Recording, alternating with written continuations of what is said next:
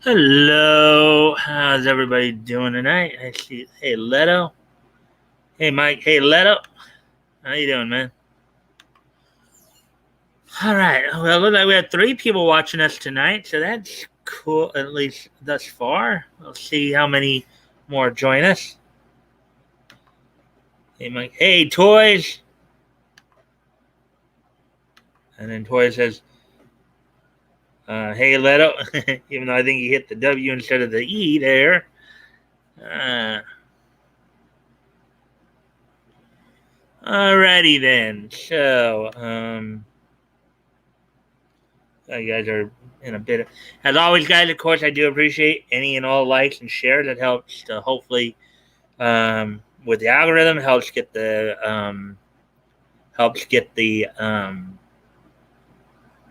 We got 2 people now apparently watching. Let's see if we can get more people in here. See, I'll be working on a project. Oh wait. Oh, I'll be lurking. Hey, Toys, how you, buddy? From Leto, working on a project. Leto, ATC, I'm okay, Leto. Thanks for asking. How are you doing, Leto? Good. Oh, yeah. Okay, so apparently this says, but there's more than 2 people watching. I know that much. Because I think there's at least 3 of us in here. So, how'd your weekend go, guys?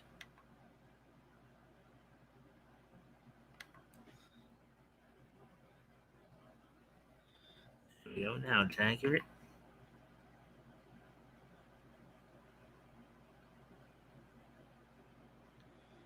All right, let's see now. Good. Thanks for asking. Hey, Mike. Went to Matsuri. It was fun. I bought a lot of show art. Cool. That sounds cool. Yeah, you were saying on I believe it was when you dropped into RJ's open mic night last night, Critical Blast open mic night. You were saying that you were going to come on, but you on Saturday, but you forgot that I don't stream on the weekends.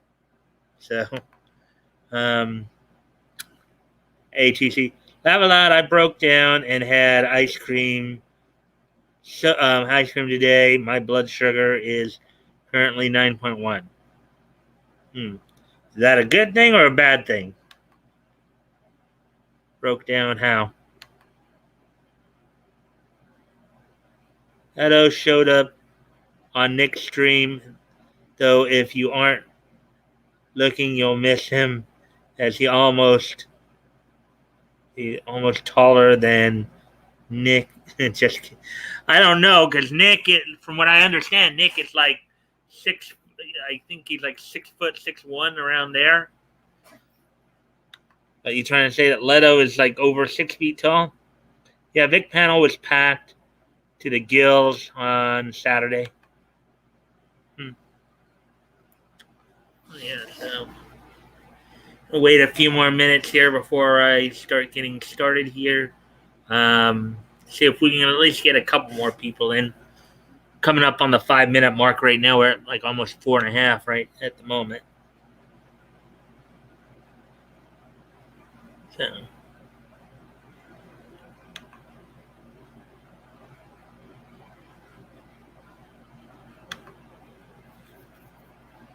I didn't film or take photos. Well, yeah, I think they would have had issues with you there if you had, because usually they ask people not to take their own films and film there. Nick was live streaming at Surrey. Yeah, I saw that a little bit. Well, I didn't watch it when it was happening, but I saw that.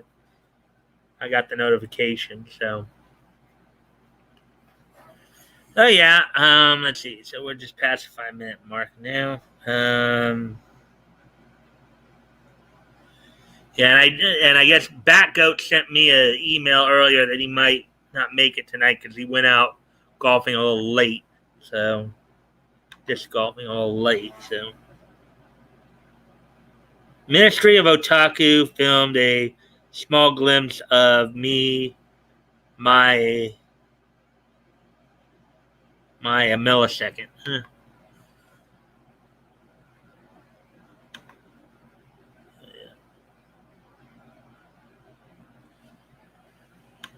Let's see now. Okay, I'll look for the tallest guy in the crowd. Leto, are you tall? Laugh out loud.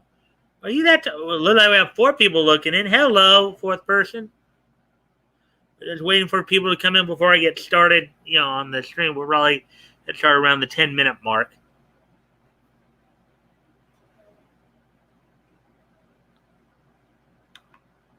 Funny toys? Nope. As always, guys, of course, I do appreciate any and all likes and shares. It helps with the algorithm, helps so we get some more people in here. So,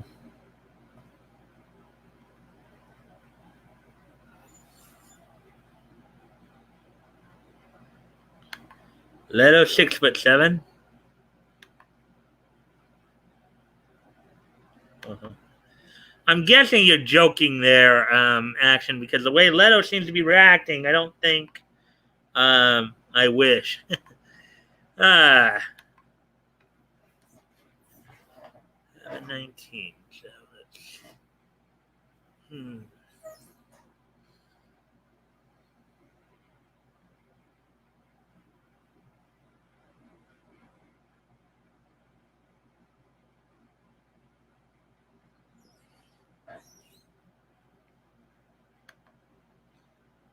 Nick looked like he's streaming. I'm surprised maybe he flew back. Yeah, he probably got right out of there. I mean, that's always possible. Remember, with him having a full-on family with wife and kid, if he didn't take them with him this time, if he just went on his own, he probably had to get home, for family stuff. All right, well, we're just past the 8-minute mark, so I'll kind of give you guys a heads up on what's on tap for tonight. So I've got 5 stories picked out for tonight, all from Bounding into Comics. 4 of them are comics related, and then one's kind of television related. So among the stories we'll be looking at tonight from Bounding into Comics include apparently the LGBTQ plus community is a community of Marvel fans is upset with one of Marvel's writers, Leah Williams, apparently over her work. Apparently they sent death threats over her X Factor number 10 work. Hellfire Gala story. Let's see. Heather Antos is running her mouth again, this time trying to shame Dean Cain over his comments. We read that article last week. Dean Cain. Let's see, we had read that article. Dean Cain. Dean Cain kind of response to the Captain America. Losing his, basically being disillusioned with the American dream. Heather Antos seems to be running off at the mouth.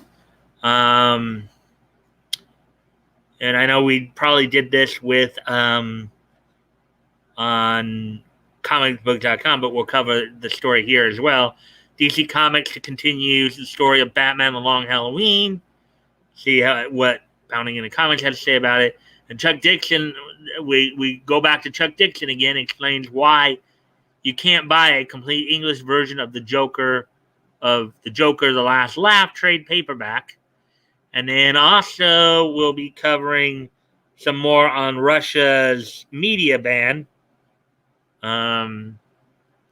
So that's what's all on tap for tonight.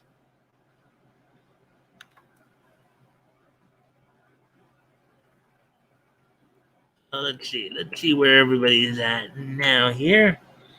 Let's see. We got some more people. Let's see now, you guys.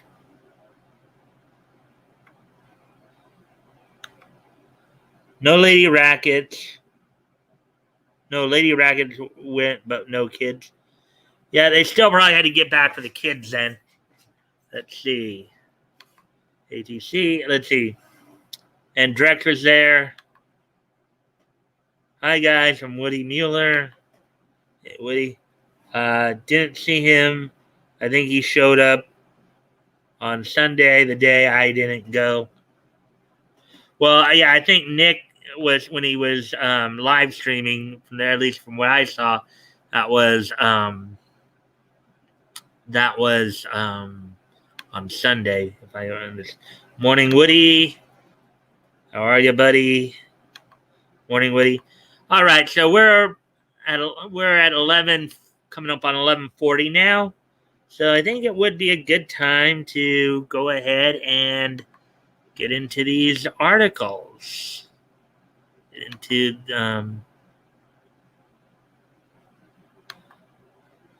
let's see. So we got that now. So let's see. Doing okay. I did watch some of Nick's stream and a panel replay. Been shopping for a used F-150. Oh, nice. All right, so here we go.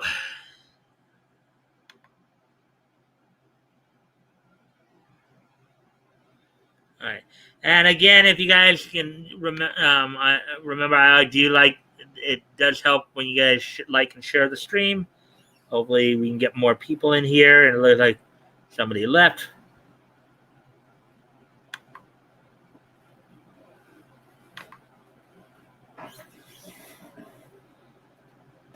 Yeah, old Ford trucks make me happy. A 350 is better. We got 4 people again. Okay. Anyways, let's get to the article then, and we're now at 13 minutes, so we're almost at 15 minutes now. Okay. So, anyways, let's get to this. So here's the article. LGBTQ plus Marvel fans send writer Leah Williams death threats over X Factor number 10 Hellfire Gala story. The article was written by Donald Edmonds, and it was published this past Friday. Comic books, comic culture, the areas that it covered.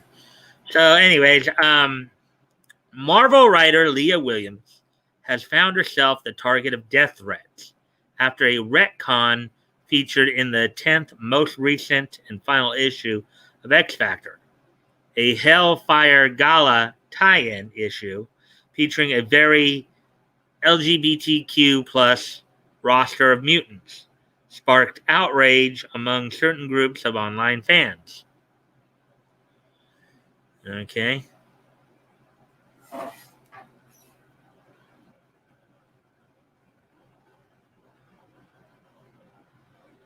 All right. Okay, which set of, is it the pro LGBTQ fans or is it the anti? Because the way the title says it, it sounds like it's the pro LGBTQ fans, but the way that the guy wrote it in that first paragraph, it sounds like it's the anti. Maybe we'll figure it out as we continue to read the article here.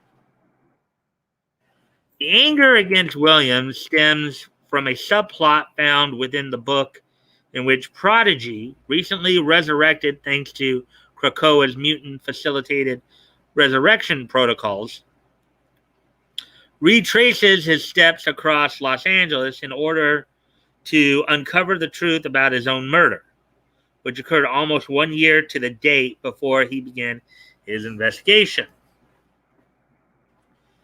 In pursuit of the truth, Prodigy soon finds himself in the Bel Air mansion of a film producer who had a penchant for going to clubs and stalking young queer black men, a habit which the young mutant eventually fell victim to himself.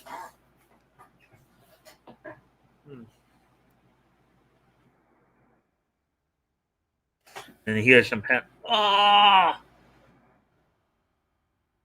oh, oh, oh.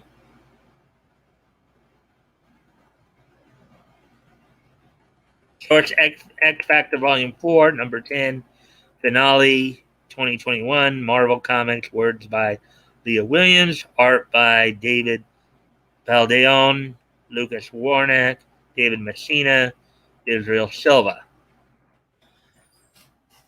Let's see. Confronting and assaulting the billionaire creative slash sexual predator, Prodigy is eventually joined by his friend and fellow mutant Eye-Boy, who proceeds to blast the film producer with some unknown power he recently unlocked using hand symbols reminiscent of Naruto, and use his powers to discover Prodigy's corpse in the basement of the house.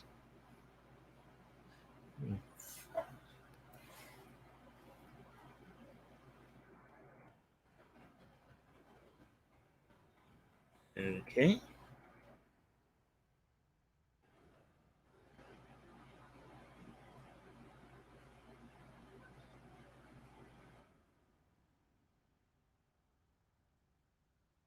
Oh, Eye-Boy has eyes all over himself. That's, I guess, why.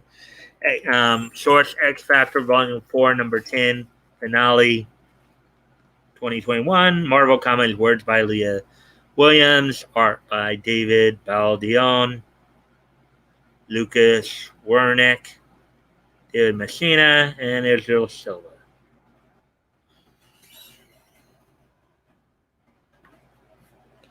Let's see now. Let's see what they're saying here.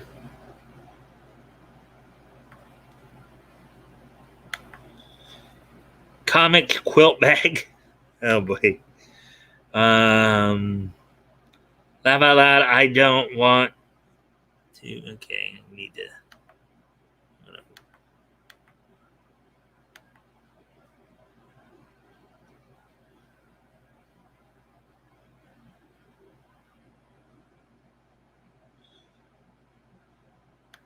Laugh out loud. I don't want to paint 2 more layers on the foot soldier.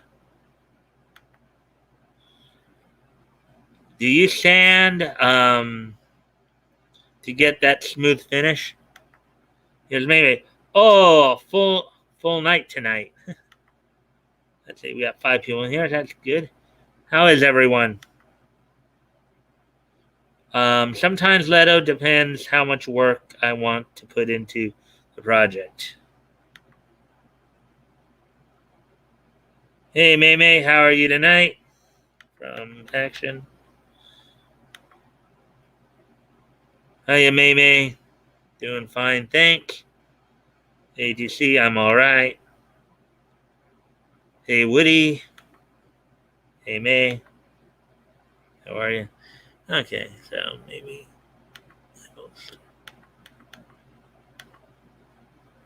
that was probably a little too big.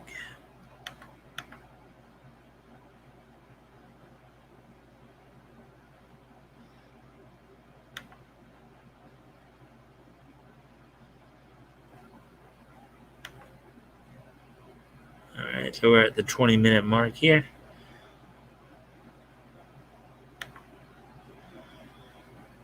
For now. Okay, so anyways, back to the article then.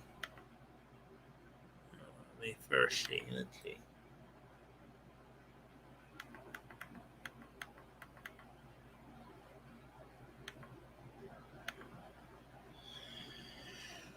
All right, so back to the.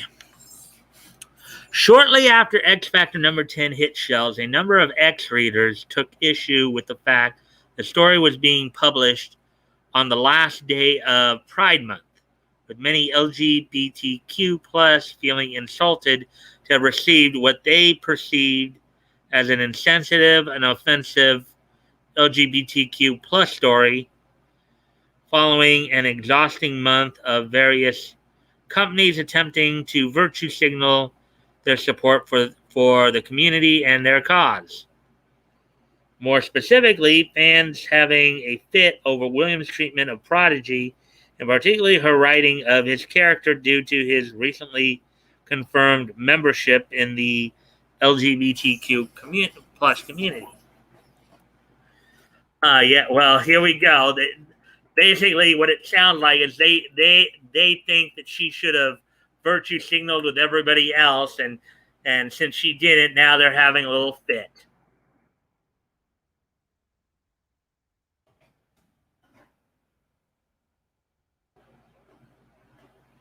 X Factor Volume 4, number 10, Finale 2021. Oral comment, words by Leah Williams, art by David Baldion, Lucas Wernack, David Messina, and Israel Silva.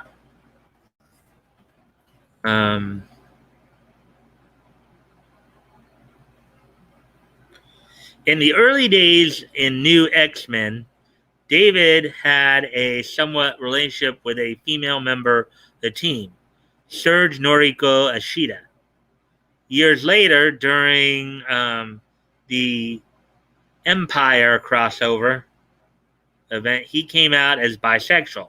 He confessed his feelings for Hulkling in the issue, almost to no one's surprise. Apparently, Prodigy is now dating Tommy, aka Speed, the son of the Scarlet Witch.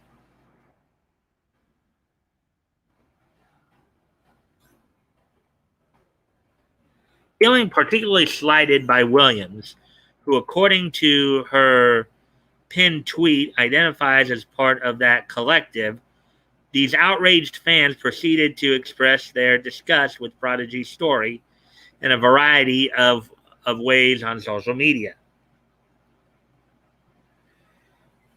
So this is somebody who actually identifies themselves as LGBT. It just goes to show you what happens. Eventually, they start eating their own. According to the tweet here, I never posted these here. Happy Pride from me. A chaotic disaster by.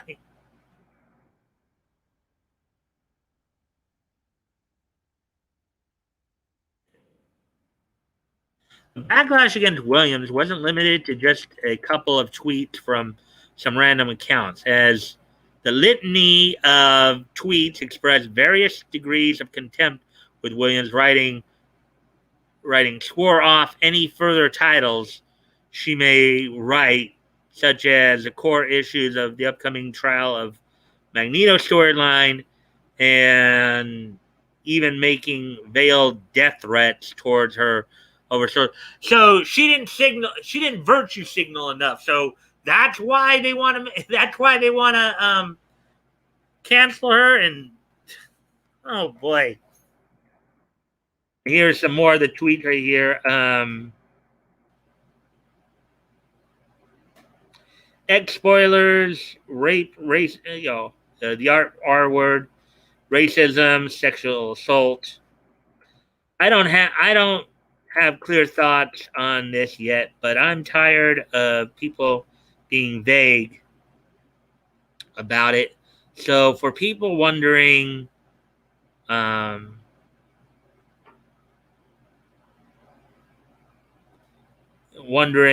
this issue has a B plot about David's previous ARP and murder by a serial killer who targets young queer black men. X spoilers, it's an attempt at touching on racialized sexual violence that fails in gross ways, in my opinion, because there's an unnecessary depiction of David's body. The topic is brushed aside. Okay, I don't even. Anyways, see what you guys are saying about that. Let's see. Oh well, I hope you feel better. Okay. Yeah, thanks, man. Oh, by the way, the Anime Matsuri show. It was a lot of fun seeing the show and everything in person. Um, Symptoms for Delta COVID and the common cold are practically um, indistinguishable. That's scary.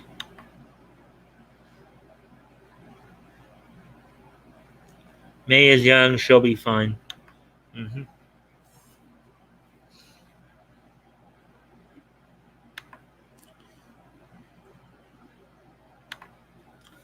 The narrative is set for what would be the final issue of X Factor.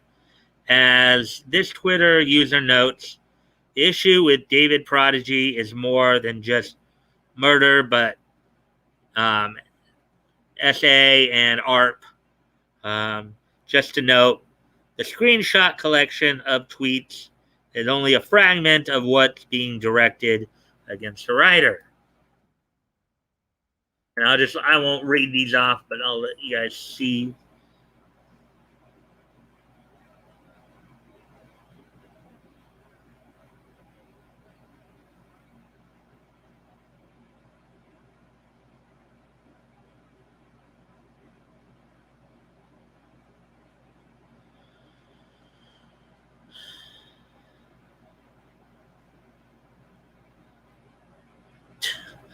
Oh boy.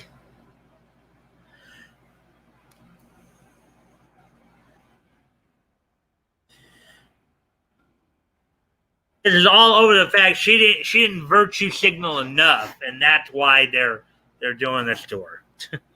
Talk about eating your own. A cancel culture canceling itself. All right. Give me a sec, guys. I've got to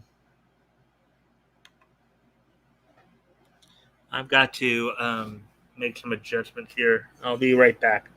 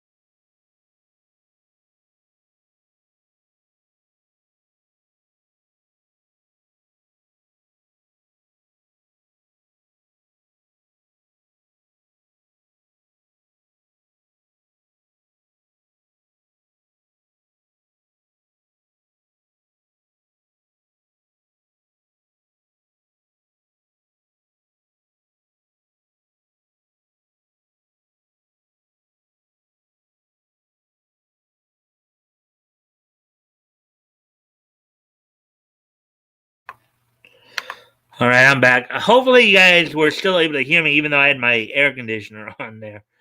Um, yeah, actually, I guess I missed something there because.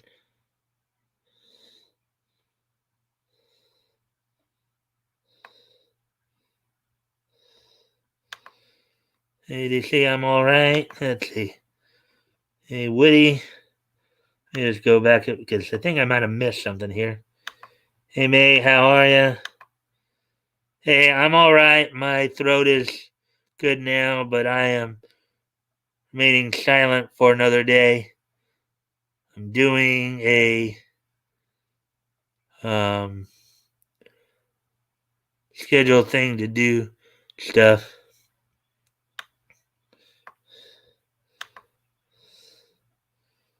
Yeah, okay. Oh, by the way, I okay. Yeah, so we read all that. So, all right. So maybe I just.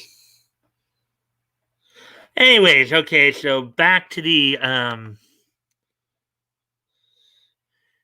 right. So let me see what's going on here now.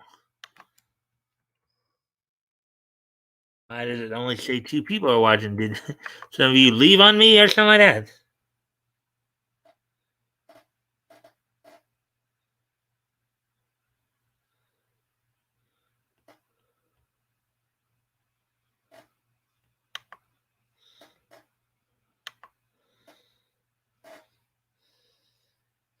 I'm here.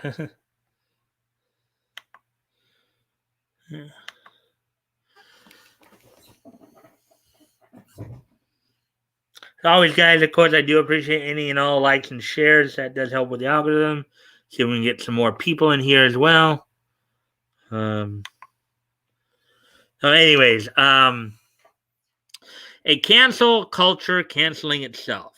The Twitter user Kindlestruck also voiced concerns that using the issue to promote the death penalty and the prison system was also unacceptable. Many of the social media users called her out for her writing, that it was inappropriate for her to be writing about essay of a black male, and that it was also incongruous for her to push ideas of the justice system and imprisonment.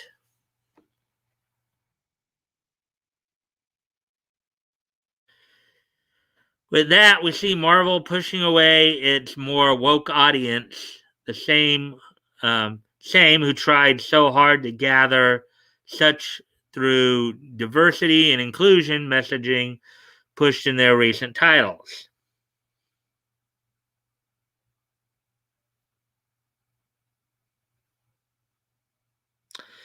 And there you go with this.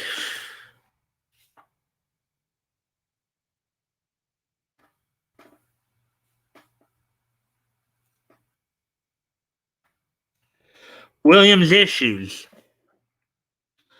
Of course, that is not to say that writing for X Factor number 10 is not without its valid criticisms. There are certainly problems with how flippant the characters are when dealing with the death of the young mutant, as well as the fact that Prodigy's body apparently just sat in a basement for more than a year. It's also strange how the Hellfire Gala tie-in issues thus far have only dealt with events happening during the actual gala, while the events in this issue happen almost in complete isolation from the rest of the festivities. It sounds like it's almost being treated as a side story almost. The death threats, however, are a bridge too far for many critics of current day modern or current day Marvel comics.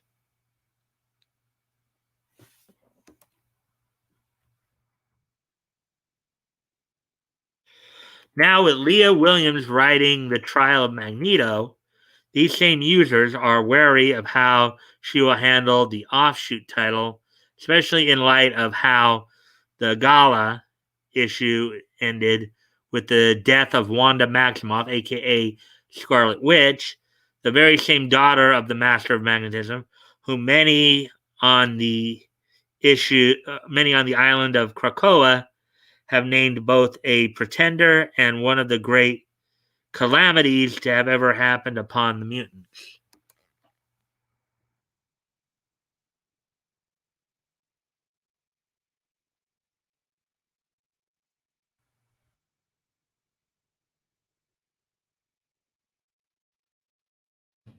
So it's X Factor Volume 4, Number 10, finale, and all that.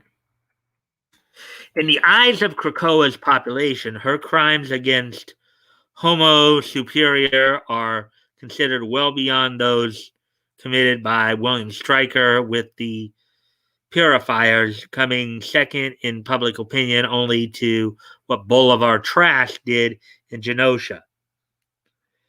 These same users have also claimed that killing Scarlet Witch on the final pages of X Factor number 10 was largely insensitive in light of recent news of Romani man killed in the man killed in the Czech Republic last week.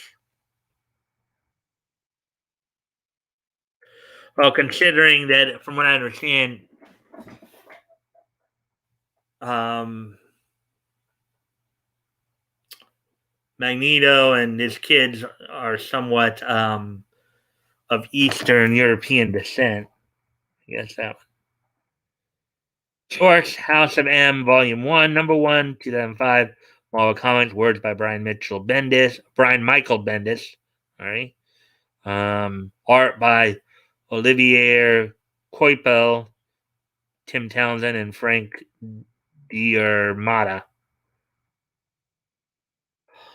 All of this taken into account, the backlash against Williams appears to be yet another case of those who follow a lean towards a certain set of socio-political ideologies devouring themselves because their narrative and ideals collide on the finer points of contention. Sadly, instead of calling for better writing and offering constructive criticism of a work, the mob would rather have Williams canceled, or in some cases, ended. What do you make of Leah Williams' writing of X Factor and her handling of the LGBTQ plus issue? I don't know if, well, I didn't read the issue, so I don't have any opinion, but basically, yeah, I mean, the people's reaction to what she did is well over the top.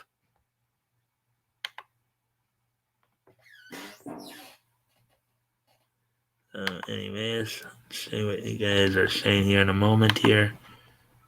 Let's see. Okay, so let's see. I was there for the Saturday awakening panel. Did you meet Nick? Because he was streaming yesterday. Nah, I don't want to be a pest. Saw the panel and the Vic panel, and pretty much loitered around to see a lot of junk food. Yeah. Bendis, the infamous writer of Marvel and DC, good days when the memes of Bendis is coming. See. The left eating itself is just nature's way of having the trash take itself out. That's a very interesting perspective there, AGC. Nick didn't mind at all. Okay, so we have 6 people watching. All right. As always, guys, if you can help out by liking and sharing the stream, so we can get some more people in here, that would be appreciated. So now I'm going to go and get on to the next article here. And, of course, we were just talking about Brian Michael Bendis. Now we're talking about another cantankerous person in Miss Heather Antos. Here's the next article. Star Wars editor Heather Antos tries to shame Dean Cain over his comments about Captain America with a Superman hot take. Article by John F. Tripp, published last Friday. So here we go. Here we go with this one. IDW Star Wars editor Heather Antos recently attempted to shame Dean Cain over his comments regarding Captain America no longer believing in the American dream that was revealed in the first issue of United States of Captain America. And of course, we covered all that last week.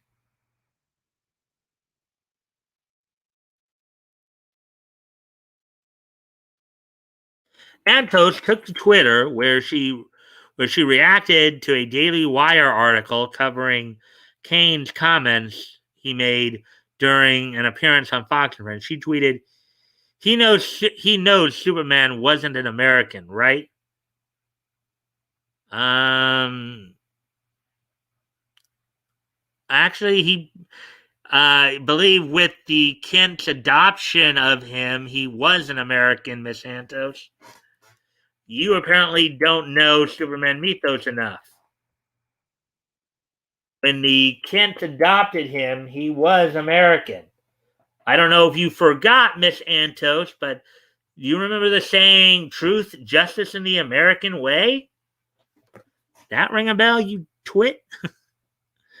The editor then followed that up with another tweet a few hours later, backtracking on her comments that Superman isn't an American.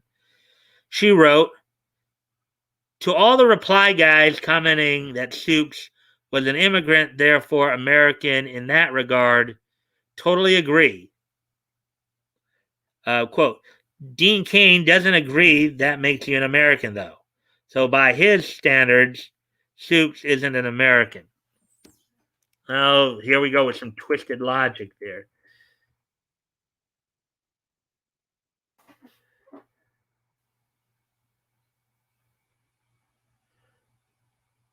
Superman was actually adopted by American citizens. So, and yeah, he did come in. He came onto the planet as an immigrant, basically from another planet. The fact is, he landed on American soil. Um,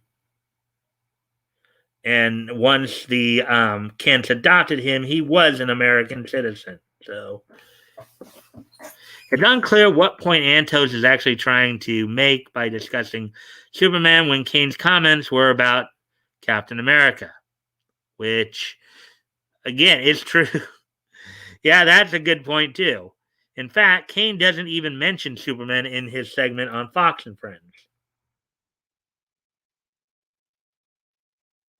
And as for her trying to imply that Kane doesn't believe that immigrants are American, that seems to be something she made up out of thin air, as Kane clearly notes in a segment that he believes America is the greatest country in history, and the fact that so many people want to immigrate here is proof of that. I think, if anything, what Heather Antos is showing everybody is that she's a twit. She's a twit. Hey.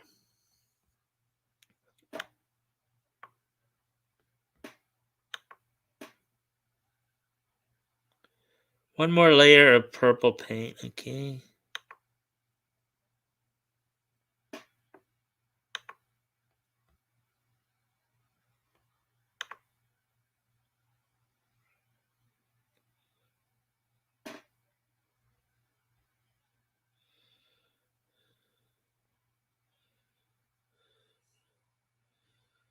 Okay. All right, guys, I'm gonna go off camera again because I think we're getting dim here now to the point to where I can actually take the towel down from my window and all that. So, anyways, I'll be right back.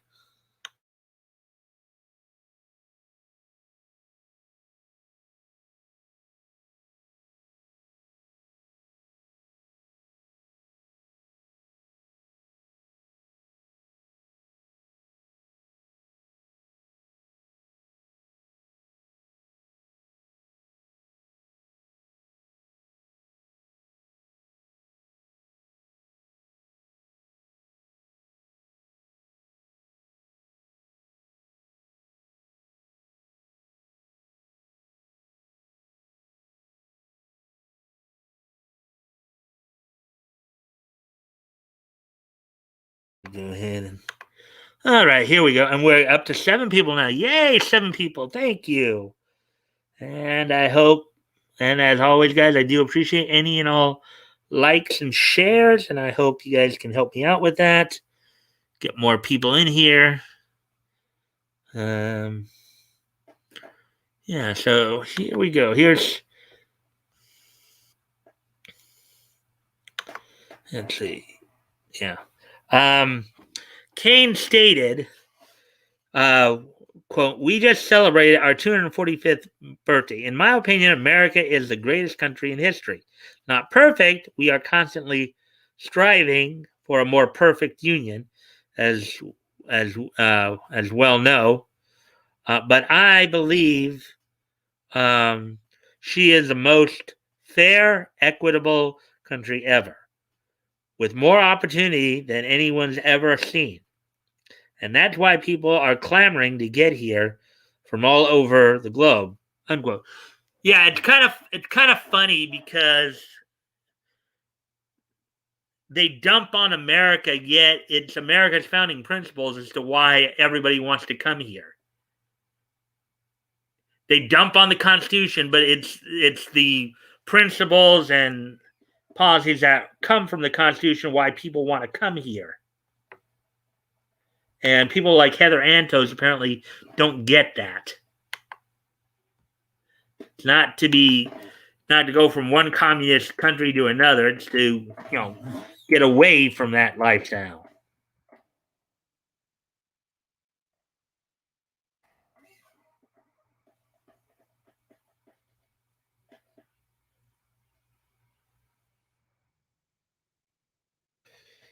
He then went on to state, quote, "America has its founding principles, which I firmly believe in.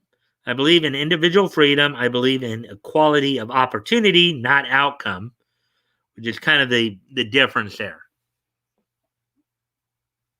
In other words, what America is actually about is you have the opportunity to make your dreams come happen, but it doesn't guarantee that you get the outcome that you want. But yet, people on the left want equality of outcome. Competition, the ability to compete fairly, hard work, which brings you success and material wealth, which in turn gives you self-reliance, unquote. Quote, "That's what everybody wants on the face of this planet. That's what everybody strives for. That's why they are trying to come here," unquote, he asserted.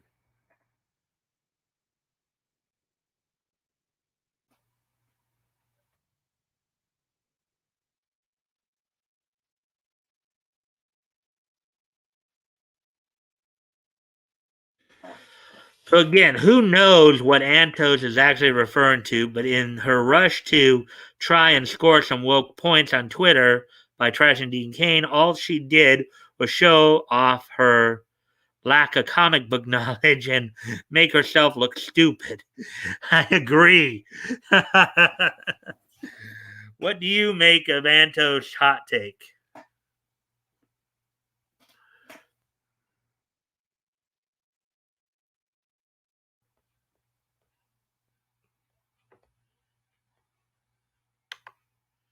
Yeah, I believe it did show she was incredibly stupid. Let's see where we at now. Though 49 minutes in, some people watching. Let's see.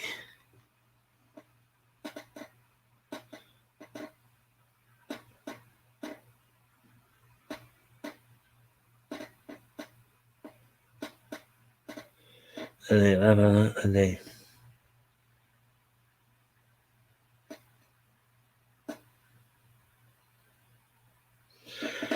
Okay, so anyways, on to the next article then.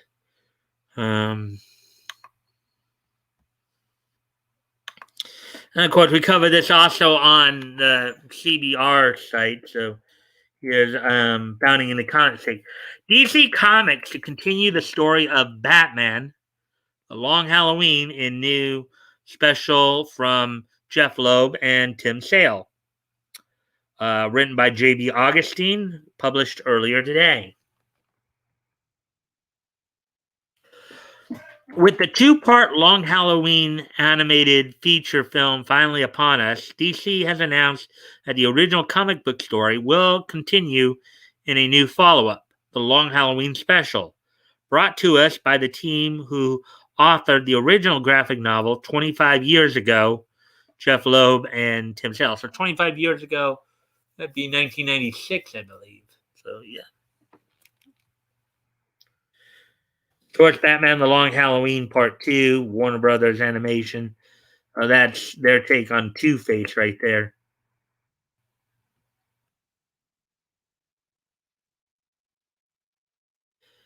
Well, 25 years ago, Tim Sale and I set out to tell a mystery tale of how Gotham City went from crime to freaks, unquote, said Loeb in a press release. Quote, the result was Batman: The Long Halloween, unquote. In a press release announcing the special, Loeb stated, quote, 25 years ago, okay. Uh, they repeated that in the same article here. Quote, we're thrilled to be back at DC revisiting some of our favorite characters, all the while revealing that you may not that you may not know the whole story. Unquote. He continued. And then here's a cover, of course, of the Long Halloween special.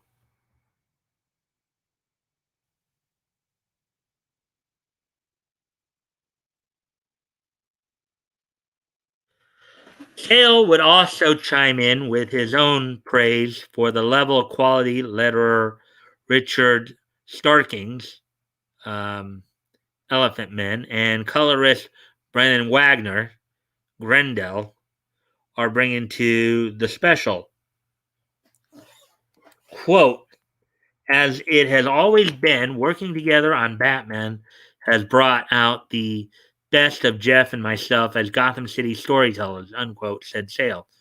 Um, Quote, we have been blessed to have the mighty talents of Comic Craft's Richard Starkings with us every step of the way and are very fortunate to welcome colorist Brennan Wagner to help shape our latest venture.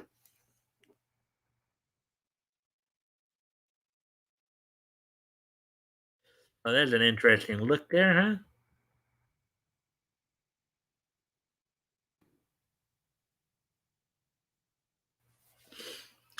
DC's press release offered a teasing log line for what Long Halloween special brings to this particular saga of Batman's mythos, which reads, "Join the team for the return of the Batman Halloween specials, and a mystery that could destroy Batman, Commissioner Gordon, Two Face, and well, that would be telling. That would be telling, wouldn't it?" Unquote. Batman: The Long Halloween Special will be available in comic shops on October 12th in prestige form, with a page count coming in at 48 and a cost of $7.99. Loeb will okay, grammar error, spelling error here, grammar error, will write, they said wrote here, but will write the story, while Sale will provide pencil, ink, and cover duties, which include a handful of 1/25th variant covers for the issue, one of which can be seen below.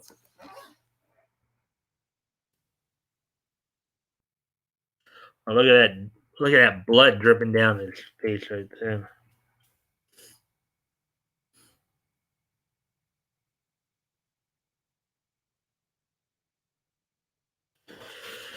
The original Batman Long Halloween from 1996 can be read on DC Universe Infinite.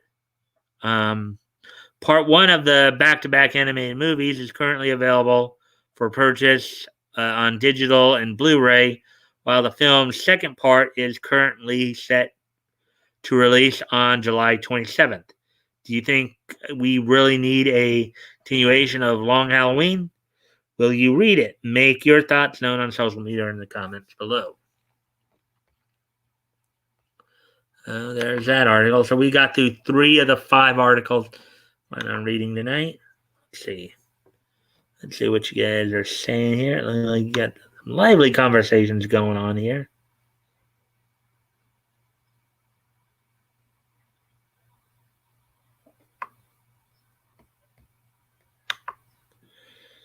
And I just to have it.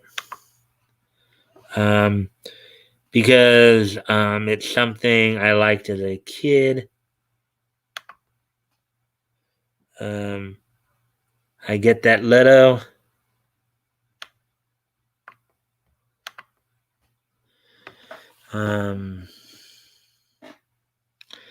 But finding them in decent condition. Okay, so maybe I should go a little larger here. I'm checking out different fonts and stuff to see if it can help me read your comments a little better, but it cuts the screen down when I also do it. So I'm like trying to figure out how best to find what best balance is here.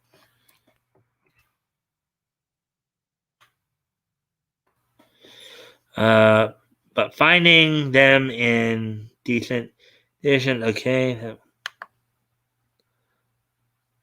I was in high school when the pinball arcade got Space Invader and okay.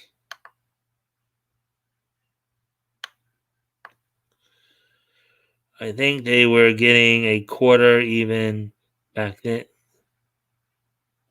I do down. Woody making me miss my back on the chair pinball. Half out loud.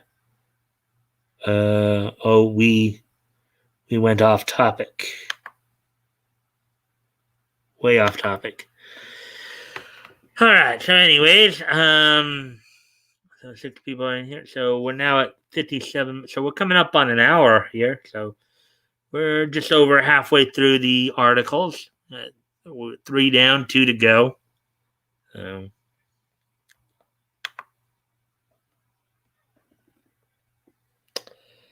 The realm of arcade machines feels very niche, laugh out loud.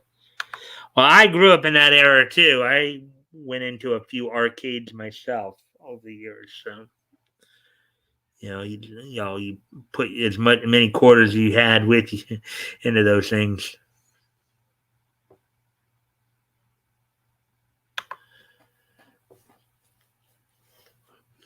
All right, so on to the next story then here.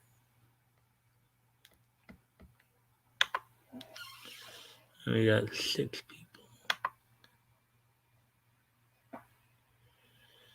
All right.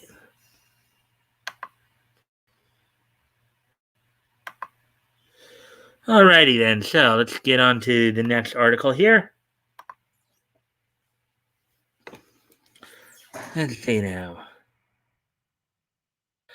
Chuck Dixon explains why you can't buy a complete English version of The Joker, The Last Laugh trade paperback, written by J.B. Augustine, published earlier today. We go with Chuck again. Veteran comic book writer and creator Chuck Dixon recently got the chance to talk about a rare occurrence in his career, namely the changing of a comic book script after the art has been finished and the issue is ready to hit the presses. Here's something. Source: One Operation Joker, Chapter 2, Unending Nightmare, 2021. DC Comics, Kodansha. Words by Satoshi Miyagawa. Art by Keisuke Goto. On episode 64 of his YouTube vlog series, Ask Chuck Dixon, he explained that changes late in the process really fall on the editors and that this This difficulty has been extremely rare in his career.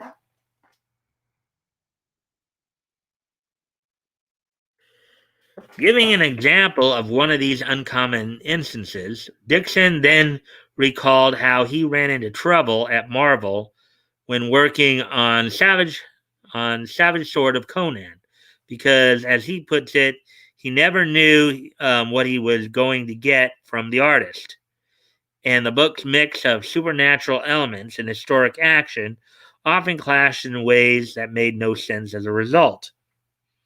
As recounted by Dixon, when a minor character was introduced in one issue, strictly to give Conan someone to talk to and exchange witty banter with, he was given a flashback by the artist out of a horror movie where quote unquote panther people um, attacked its village.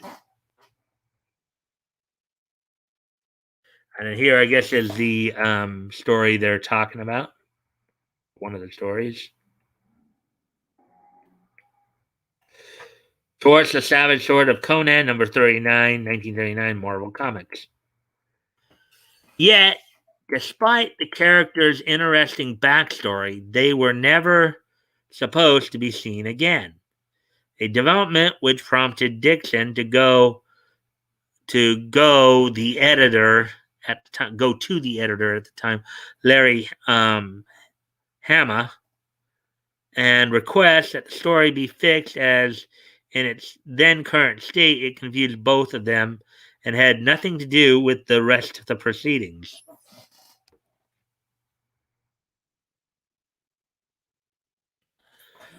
Quote, you don't introduce a werewolf or vampire in Act 1 and never have him show up again, unquote, Dixon said. Quote, that's not how stories work, unquote.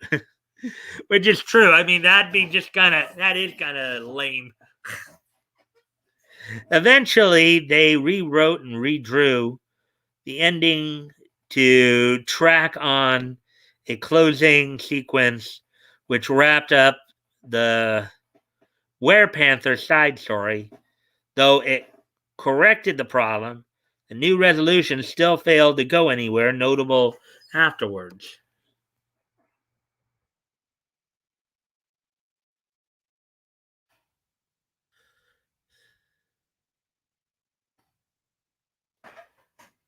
However, his next out of the ordinary example, which happened when he was working for Marvel's main competitor, DC, had huge implications for one of its most memorable and seminal Batman tales, The Joker's Last Laugh. The crossover miniseries ran through December 2001 and January 2002 and handled the more unhinged than usual mental state of a dying Joker who staged a prison break of inmates transformed or quote unquote Jokerized to look like himself so that the criminal could wreak havoc one last time, quote, with a bang. Yeah. So I guess if he was dying, he wanted to go out with a bang, as it were. I guess is what. Hence the title of the story arc, The Last Laugh. FV's here. Hello, FV.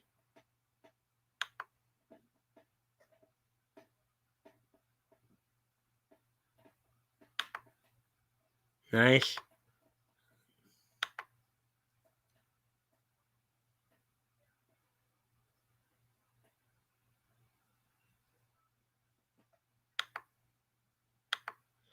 Hi guys. Hey FV, how you doing? Just passed before going to sleep. Oh, good to see you. As always, I do appreciate any and all likes. Helps with the hour. Hi FV from Woody. Hey FV. How are you, buddy? Hey FV, hope you're well. It's always nice to see you. Hi, yes. I'm fine, thank you. We got 7 people in here now. That's good. Let's see. Anyway, getting back to the story here, as you guys can see the panel here from the last laugh.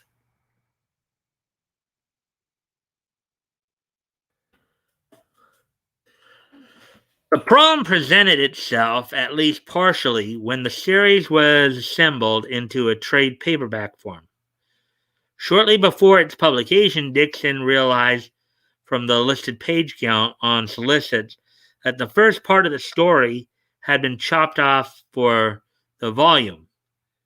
When he escalated the issue to DC, they told him nothing could be done as Dixon claimed even though the trade would not be sold on Amazon for another year, DC argued that nothing could be done because, quote, the price point was set and not something they wanted to alter, unquote. All right. They didn't want to make changes because I guess they didn't want to increase the cost, is what they're saying, it sounds like. Dixon further revealed that after offering him, quote, one excuse after another, unquote, DC invited him to write an introduction to the collection without pay. Yeah. To fill in the gaps left behind by the omission of the story's opening act.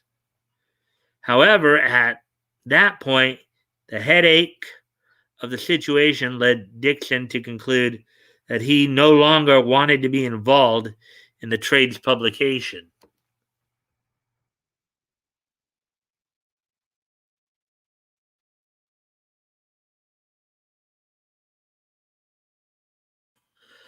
To this day, the only way readers can get every installment of The Joker's Last Laugh compiled in a lone trade paperback is if they buy an edition in a language other than English.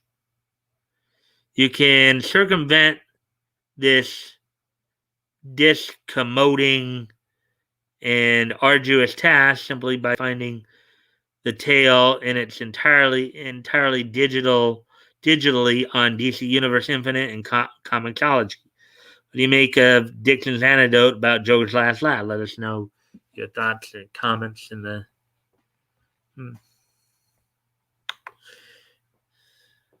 Well, that does make things a little bit harder, I would say. Let's see. At V, I went to my first anime convention, and it was a lot of fun. It's late for me as well, FV, but not as early as it is for you. Laugh out loud. Must have been nice, Leto. Okay, so let's see. So now we're on to the last main article of the night here.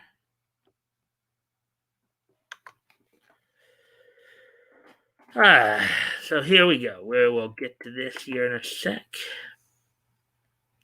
And of course, we talked a little bit about this too. Russia's ban on.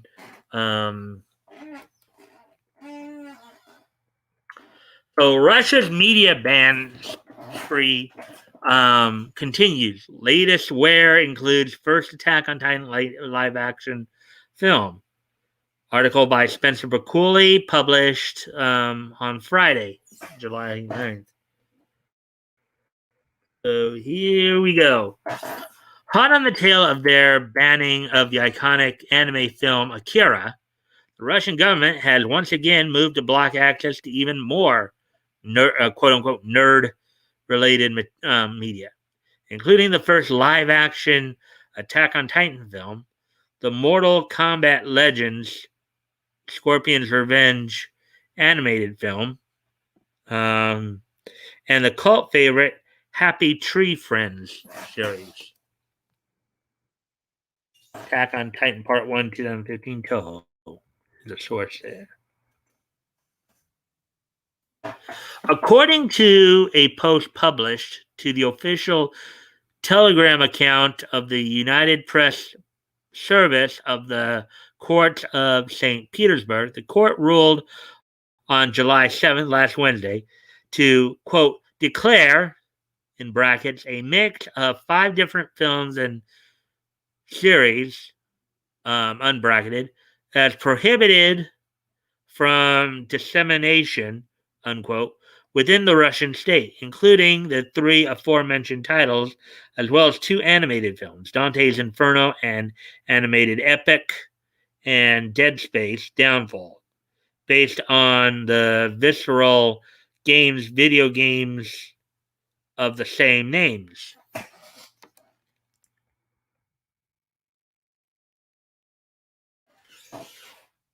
Source United Press Service of the court. Noting that this latest ban wave was handed down, like those that came before it, out of the concern for the well-being of the country's youth, United Press Service also shared the collective findings of several outside experts regarding the given content in each respective piece of newly prohibited media in an attempt to explain their reasoning behind the court's recent ruling.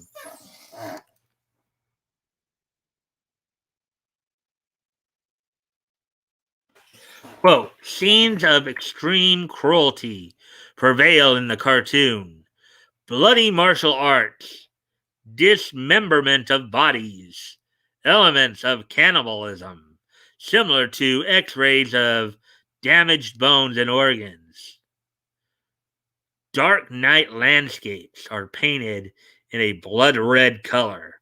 In the Russian translation, there is an obscene abuse.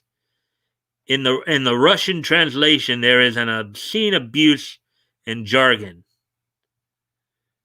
Unquote. Said the experts of Mortal Kombat Legends, Scorpion's Revenge. Quote, watching a cartoon can have a motivating effect on aggressiveness, auto-aggressiveness, or self-injurious behavior. Unquote. An argument that here in the States they've been using for a long time that just totally gets knocked out of the water almost every time people try to use it now. Basically, what they're basically saying there is it's a classic old argument that if you watch violent animation, you will become violent. That's basically what the argument they're trying to make here. It's a very old argument. Yeah. I used to be shocked about censorship in places like Russia, but now what we have here in the USA, meh. Okay, gotta go. To sleep, guys. All right, have a good rest there, FB. Let's see. Good night. Night, FB. Sleep well. Okay, FB. Sleep well, my friend. Thanks, you. You too, guys. All right, so let's see now. Continue on with this article.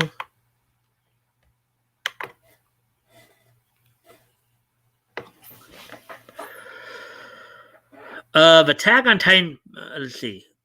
Of, quote, Attack on Titan Part 1, unquote, incorrectly identified by the court by the end of the world, given to the novelization of both movies, the second of the 2 Japanese-produced films based on Hajime Isayama's popular manga, experts found that, quote, the footage includes scenes incomparable in cruelty.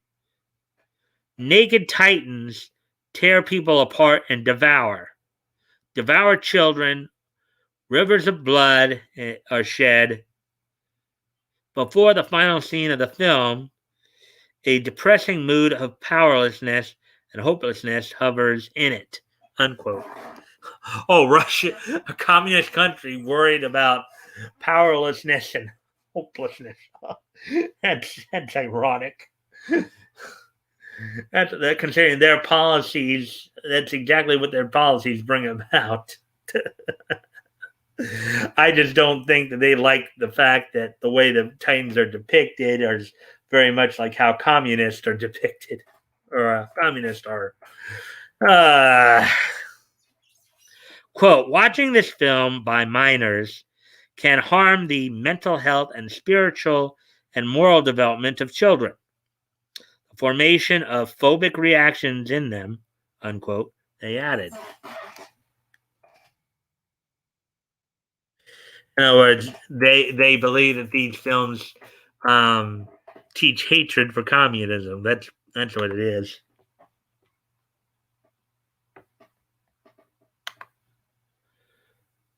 I'm going downstairs to pull toenails of my victim. I mean, friend. Yeah, my friend. I'm just kidding. 116. Turning to Dante's Inferno, an animated epic, the experts describe how the film was filled with, quote, bloodshed, killed warriors, and birds of prey fluttering above them, naked bodies with hypertrophied, um, hypertrophied forms, unquote, and noted that, quote, erotic scenes are moderately demonstrated, unquote.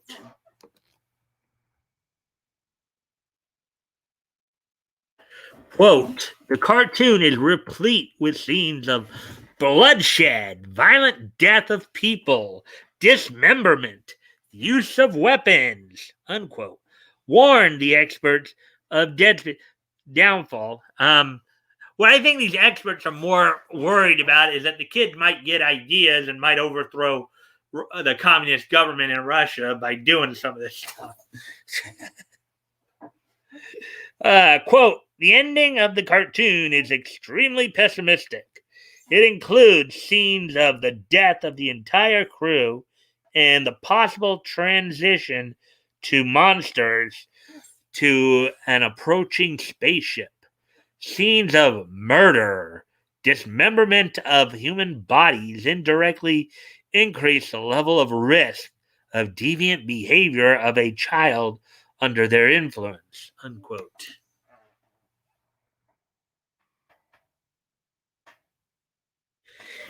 Interestingly, the experts appeared to have taken the most issue with Happy Tree Friends, particularly with how the violent animated series, quote, is designed in the style common for American animation, unquote, yet features, quote, elements of cruelty, unquote. Quote, the series includes several hundred cartoons up to 3 minutes long, cartoons about small, cute animals with which various difficult accidents constantly happen. They are crushed, torn to pieces, and so on, unquote, said the experts. Quote, watching the animated series undoubtedly harms the spiritual and moral uprising. And, well, no, I think that right there is what they're worried about, is that it's liable to cause an uprising against them.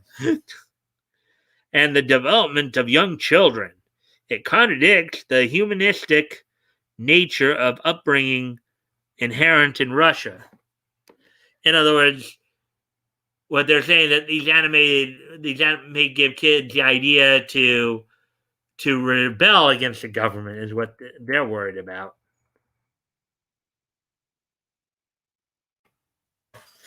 As with the numerous bans previously enacted by the Russian state, the ruling by the courts of St. Petersburg ostensibly only targets specific outlets, usually pirate sites, which provide access to the given media without running any sort of age verification check.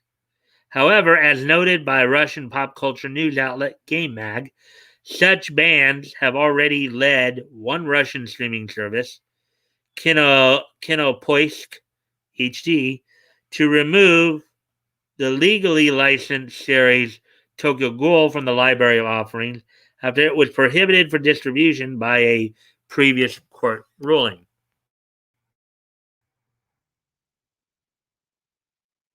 What do you make of the latest round of Russian bans? Let us know your thoughts on social media and comments below.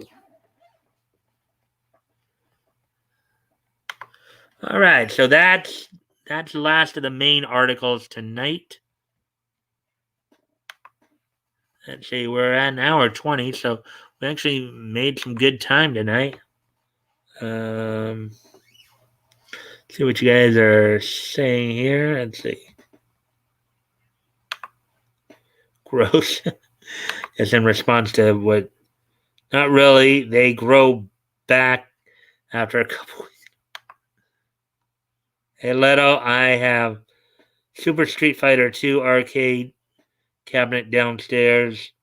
I'm gonna have a couple rounds. Don't tease me, bro. Laugh out loud. All right, so how you guys doing now?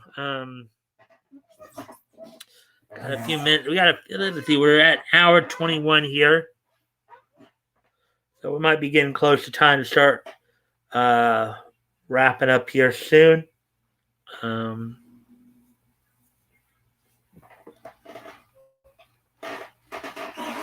We're down to 3 people now, I guess. Okay, YouTube says 5.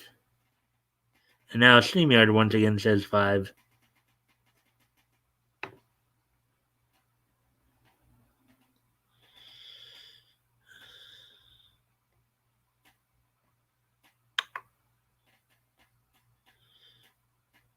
I get a little out of it. Just because I'm a little tired.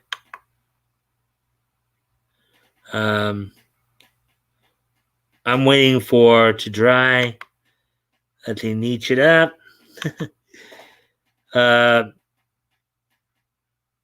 We're all just peachy out here, Mike. All right, well, let's see. Well, one person's already asking me to niche it up, so maybe people are a little tired. I know Leto definitely had a pretty active weekend going to Anime Matsuri, huh? Let's see. We're at hour 22, coming up on an hour 23. The point of the nailless toes, ATC.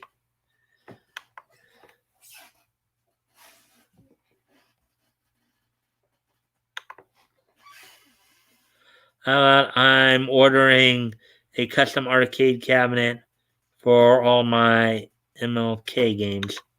Yeah.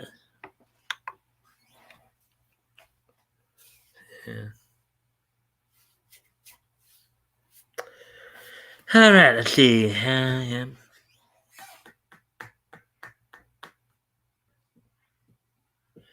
So you guys have any? Things going on this week that you want to talk about?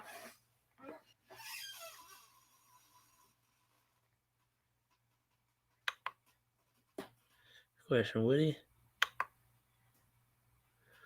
I'll give you toys. Anybody have anything they want to talk about in terms of how their week's going to be, or anybody got any questions on anything that I read tonight or anything like that?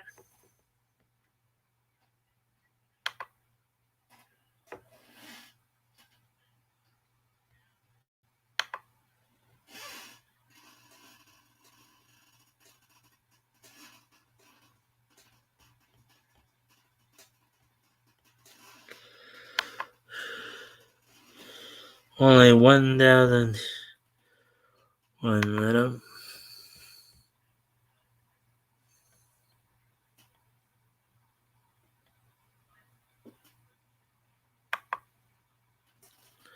Oh, my vacation will be ending in about 2 more days. So you got a couple more days till you have to go to work, huh, Leto? So you'll probably be going back to work, what, Wednesday night?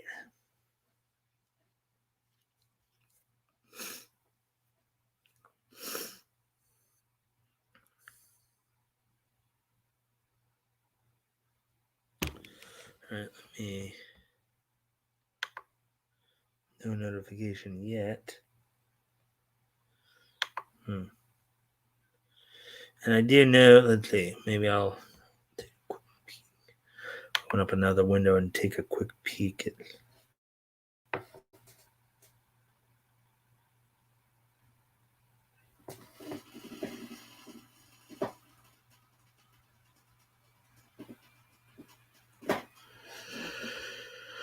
Okay, let me just.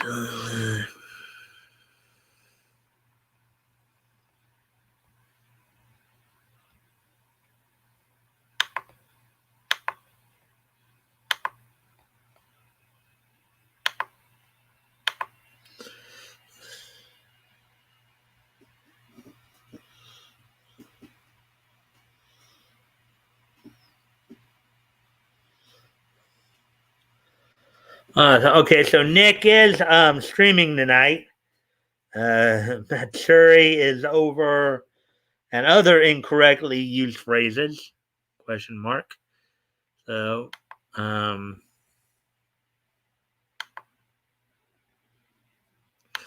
let's see now. So let's see what you guys have been saying here while I was looking all that up. Yeah, unfortunately, I wish I could go back in time to start my vacation over. What would you do? Do kind of a Groundhog Day type vacation where you just repeat the same days over and over again? uh Leto gets back and the cats and dogs are living together at the mouth. Are next to the Rands and no one's working. The store will probably be dirty as HE double hockey sticks. I've been on a 3-year vacation. Exactly. And it's still going. Okay, so anyways, yeah, so we're coming up on an hour and a half now, guys. A reminder, of course, this Friday it will be our historical comic retrospect. Will be this Friday, of course. We'll be finishing up December of 1930 as well as 1937 all together with looking at quality comics. Went on sale. Quality comic titles went on sale in December 37. We'll be reading, of course, the clock. Batgoat's here! Yay, Batgoat!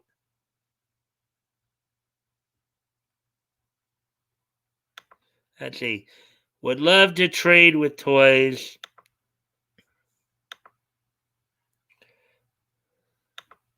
Batgoat's here. I golfed mid-range only and kept the drivers at home. Interesting. Accuracy over distance thing might work out for me. Yeah, and I did get your message back, so thank you for dropping in. Always, of course, I do appreciate any and all likes and shares. That helps with the algorithm, helps get the word out to where we can get more people in here. We're about to wrap up soon here. Retirement on Social Security doesn't pay much, but the hours are great. Yeah. Anyways, what up, all? Hey there, Backup. Well, I got through 5 stories tonight, all from Bounding into Comics, so you can always go back and watch them if you want. How about would you Leto? You can have my life if you take all my ailments with it. Yeah, that's the point I would have been making too. It's like, anyone tell Mike what Tug said? No. What, Tug said something about me, Batgoat?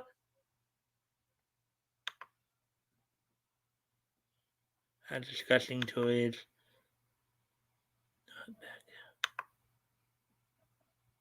Hey, Batgoat.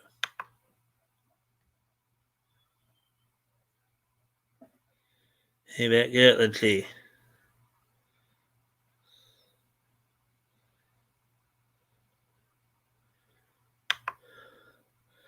Toy Little Woody made me. All right. Me and Bat Goat has a tug stream afterwards. He dropped by. Tug was watching he was watching our stream, Bat Goat. He actually was watching it. I watched a bit of the stream in silence.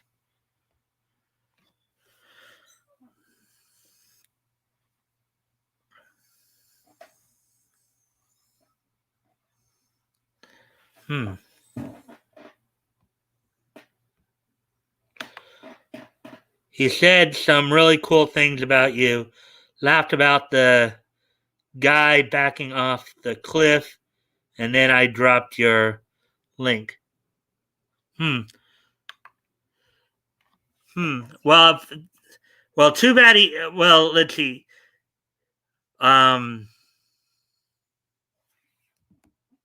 Let me read that again.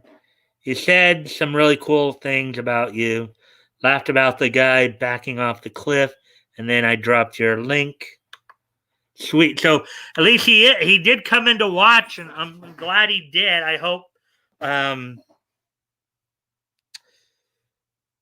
that was the stream he did, like what, just after or around the time we were doing ours. I mean, I know he usually gets rid of his streams, so I know it might be hard to find, but I would like to, if possible, like to go back and watch some of that to see what exactly he said. I'd like to see it for myself. Wait, let's see. Yep.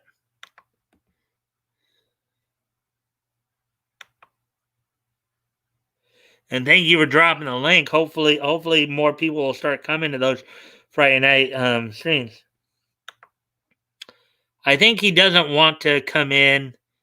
My take, anyways, is that he liked dropping in to watch and might continue to do so. Okay, well, hey, you know something? That's fine too. That, if you have a chance to talk to him, if you can relate that to him, Backgoat, that's fine. Okay, see, even when I've kind of chatted back and forth with him, I couldn't tell if he was more content on just watching the stream or if he wanted to actually come in and join us. That's what was kind of confusing me there in the way he would respond sometimes, because it's like I was trying, I mean, obviously I like it either way. If he comes in, watches in silence, that's cool. If he wants to contribute to the conversation some way, either in the chat or in the studio, he's welcome to do that too. So, but I would like to see him in, obviously in the stream more if possible. But yeah, but I'm gonna have to go see if I could see. Well, I know he normally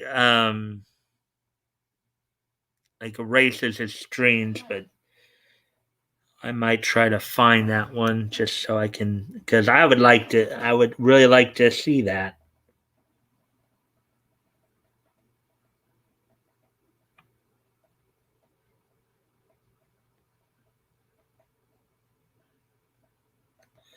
I want to see that. He doesn't want to come in. My take, anyways, is that he liked dropping in to watch. Might continue to do so. When you're busy, I'd imagine the last thing you want is more responsibility, but still cool to know he watches time from time to time. Yeah, I mean, I get that. My whole goal for Tug was I just wanted, that's exactly what I wanted. I just, maybe a little bit more. I mean, I would like for him to obviously participate in the, chat with you guys and interact with you guys. That would be nice to see too. But doing what he did, if he just came in, just watching silence and stuff like that, that was cool too. I'm glad he enjoyed. I'm glad he enjoyed it. I'm glad he got some enjoyment out of it. Hopefully, it served as a bit of a break from all the other stuff he's having to cover and stuff like that. It's cool. Hey, Matt. Spider Bat Goat does whatever a Spider Bat Goat does. Laugh out loud. Okay, so let's see. We're at an hour 35 now. Yeah, thank you for letting me know that background. I'm gonna try to find that, see if he happened to leave that particular stream up, because I want to see that for myself. Yeah.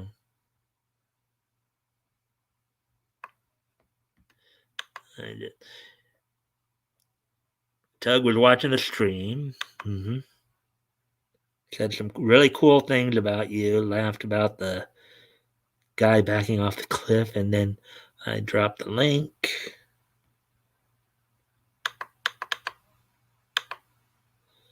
I think he doesn't want to come in. My take, anyways, is that he liked dropping in to watch and might continue to do so.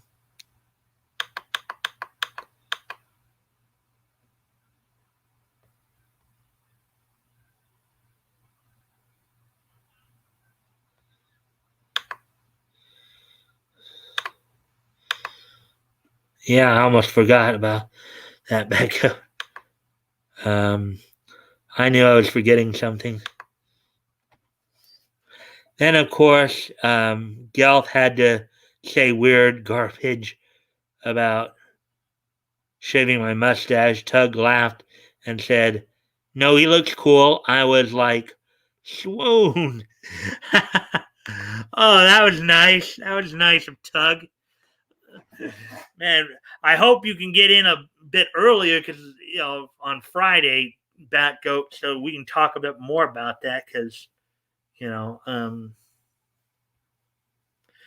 and probably after we're done here, I'm going to try to look up that stream, see if he happened to leave that one up.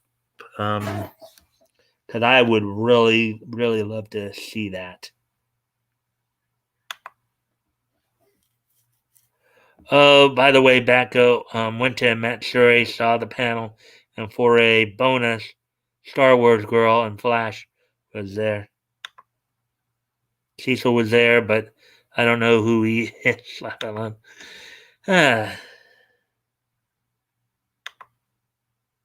Cool. You saw Flash?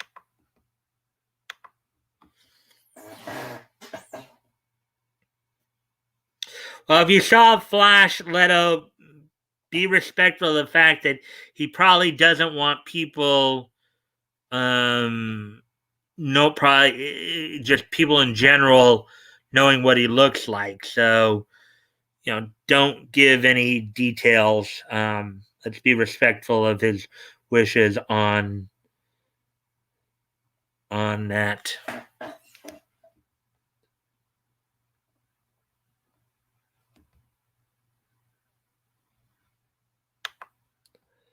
Cecil blows. Can't stand that guy.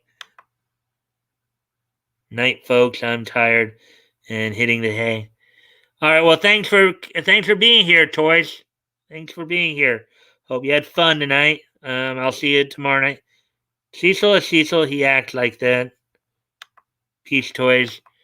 All right. Well, anyways, guys, yeah, we're at an hour 38. I think it would be a good time to start wrapping up. Thank you, Batgoat, for letting me know that Tug was in fact here and that he let's see. Flash was on Nick's panel wearing a paper COVID type mask. His face was hidden. He had a mask on, and I'm pretty sure it's not for COVID. Yep. See ya, Toys. Jinx. Yeah, so all right, guys. Well, All right, let's see. Wow, you guys are still active in conversation. Okay. Nick said Flash left early. He's a chat creation, and I don't particularly like EVS chat anymore. So I stand by my Cecil Blow statement. I don't even know Cecil, so and I don't really go to EVS all the, I dropped in for a second or two here and there, but I don't really know EVS. I don't know Cecil, so it's not like but anyways, guys, we're at an hour 41, so I think it's a good time to start wrapping up. Are you guys ready for this day in Nietzsche history?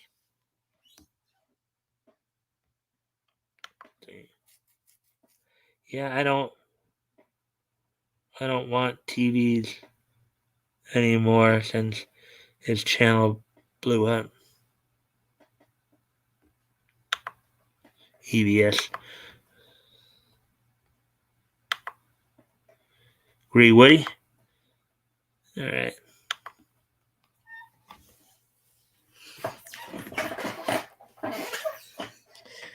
Yeah, I'm ready. Okay. All right. Well, let me just take a quick peek here at the stuff, and then I will get to that 2006. Okay. So, without any further ado, today is history time. Yeah. History time. Yeah. Okay. So, without any further ado, today is Monday, July the 12th, 2021. So, we're going to take a look back at this day in Nietzsche history. And our first stop is going to be going. I've only got a couple of things tonight. Was only able to find a couple of things, but sometimes that's how it is. Anyways, first stop we're going to go back 15 years ago today. As on this date, 15 years ago today, the 100th and final issue of Spider-Girl went on sale on this date, written by Thomas P. DeFalco, penciled by Ron French, inked by Sal Buscema,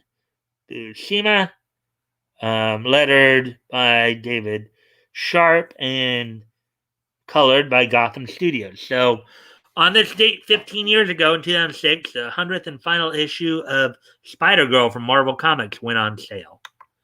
So let's see what you guys have said here. The last couple minutes here. My Xbox messed the bed. I just remembered. I'm hugely sad. Okay. Nick was cool though. In the panel, Nick mentioned something like, "Here coming after your big breasted wife," or something like that. And the cover's got differences. Okay. We were booing and grunting angrily. Okay. Let's see. Oh no, Batgoat. First the fridge, now the game console. Oh, Spider-Girl? Apparently there was a comic called Spider-Girl. R.I.P. Batgoat Xbox. Oh boy. New fridge is dope. It's literally a reason to hang out in the kitchen. Love new fridge, Xbox. Bricking, no, not cool. Not gonna buy black market. So I'm bleep. Okay, so anyways, with that, let's move on to the next and last piece of history for tonight here. As I said, I only was able to find a couple of things for this day in each history. And on this date, 5 years ago today, Mob Psycho premiered in Japan on this date from Bone Studio.